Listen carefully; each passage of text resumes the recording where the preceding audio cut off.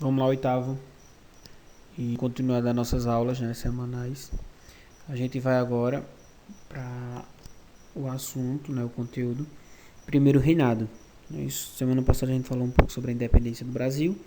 E agora a gente vai falar sobre como foi esse primeiro reinado dessa nova nação que vai surgir após a independência, que foi o Brasil, né?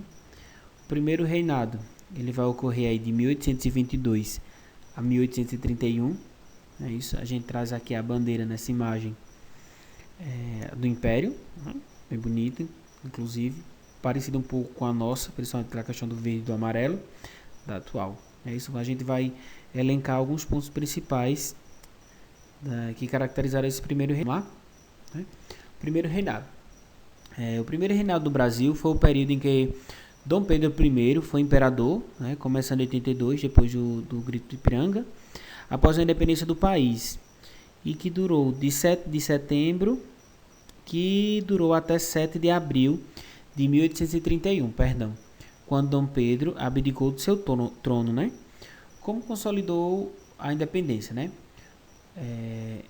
Conflitos com as tropas portuguesas, né, de 22 e 23, né?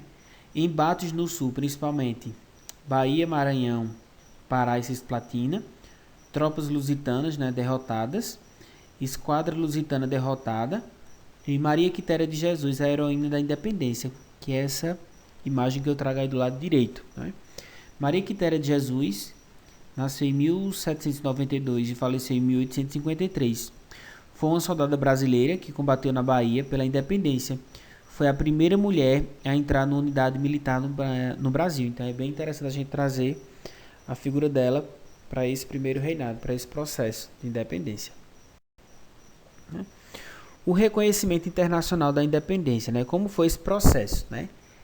Primeiro foi a Inglaterra, né? Um reconhecimento informal e busca de vantagem comercial, como a gente viu, porque a Inglaterra ela vai financiar a vinda da família real, tal, aquela história toda. Estão lembrados disso?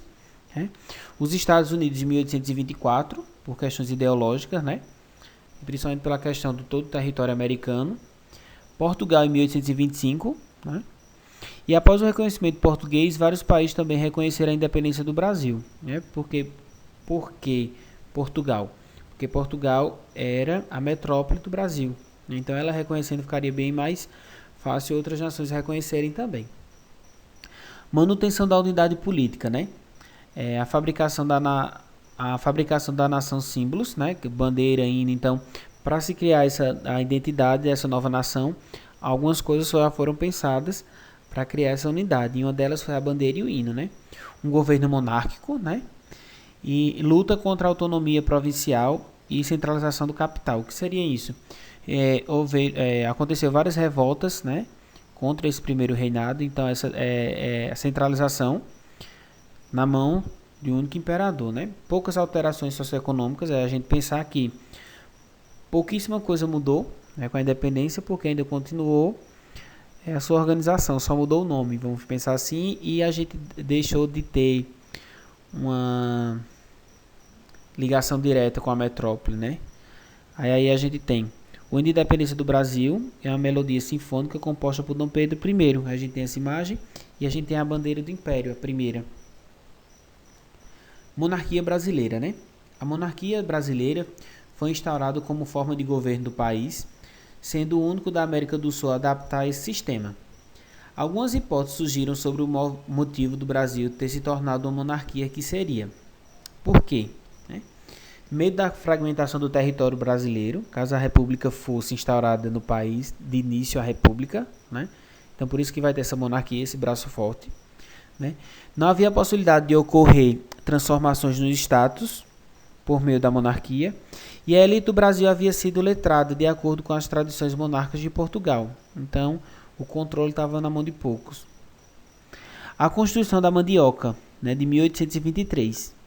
A Assembleia Constituinte, composta pelos grandes proprietários, liderado por Antônio Carlos Andrade, apresentou em 1823 uma proposta constitucional que apresentava os seguintes pontos: fortalecimento do poder legislativo, aversão aos estrangeiros e, sobretudo, portugueses, né? O voto censitário, votava apenas indivíduos com rendimento superior a 150 alquires de mandioca por ano. Por isso que ficou conhecido como a Constituição da Mandioca. Então, poucas pessoas tinham acesso, a essa democracia, vamos pensar assim. A Constituição de 1824, o que é que ela traz? O que é que ela apresenta? Não contente com a proposta da Constituição da Mandioca, Dom Pedro nomeou um Conselho de Estado que redigia a primeira Carta Constitucional do Brasil, que foi outorgada pelo imperador. Característica dessa carta e dessa Constituição: centralização do poder na mão dele, né? Uma monarquia hereditária que passava de geração em geração em uma família.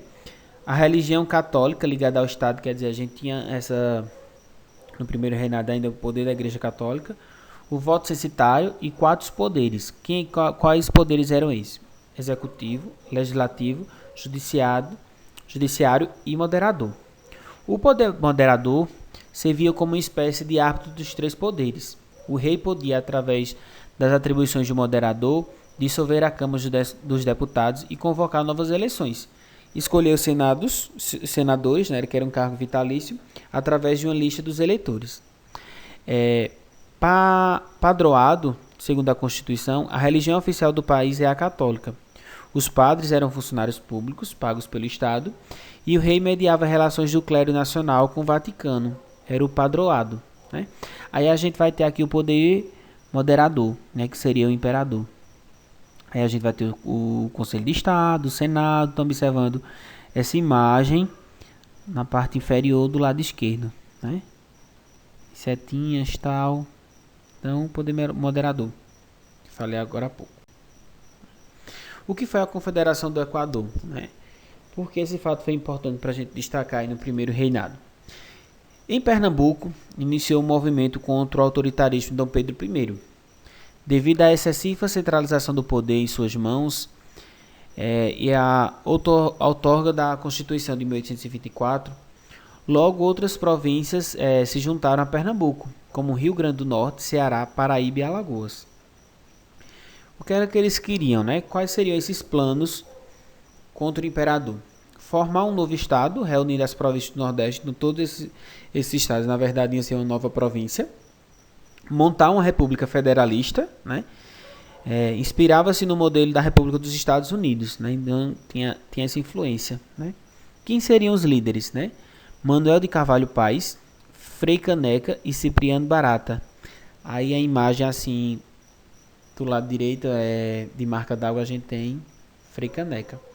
Fatores: contraria as autoridades de Dom Pedro I e sua Constituição, né? Antilusitanismo, apenas a presença dos estrangeiros e descaso pelo Nordeste. Crise econômica generalizada no Nordeste. Substituição do governo de Pernambuco.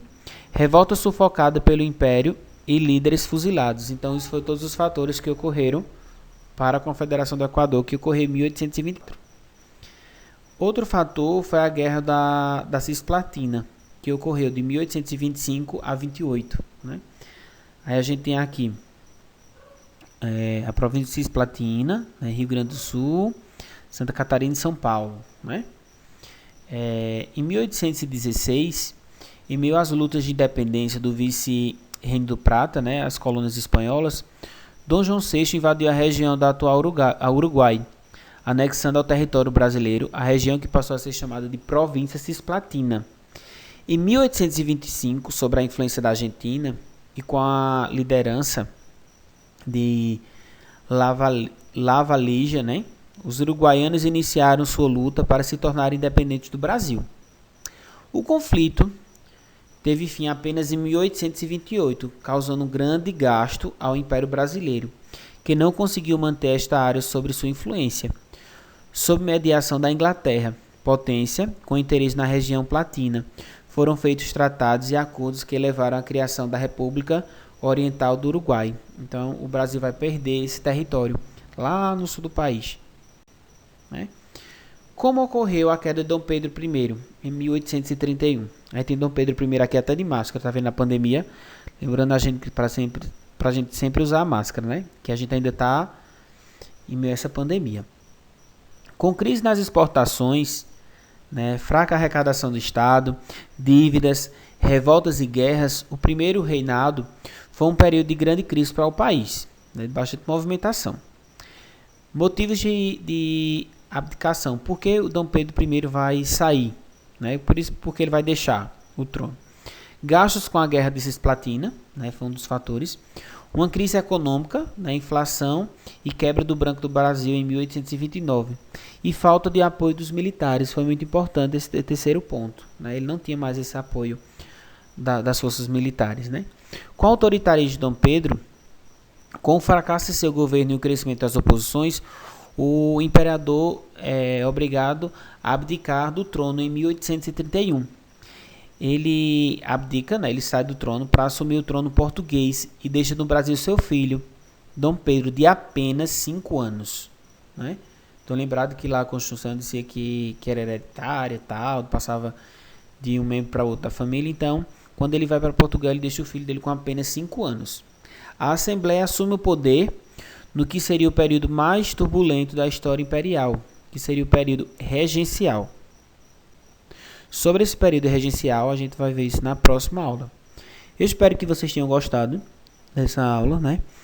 Essas imagens aqui é de um colega, de um professor também, historiador, Tarcivan, né? Espero que vocês tenham gostado, material muito bom. Também isso para ilustrar, ficar bem mais legal a aula. Então, qualquer coisa, vocês seguem lá no Insta, né? Professor _ Tarcivan. Um abraço. Qualquer dúvida, chama no privado. E até mais.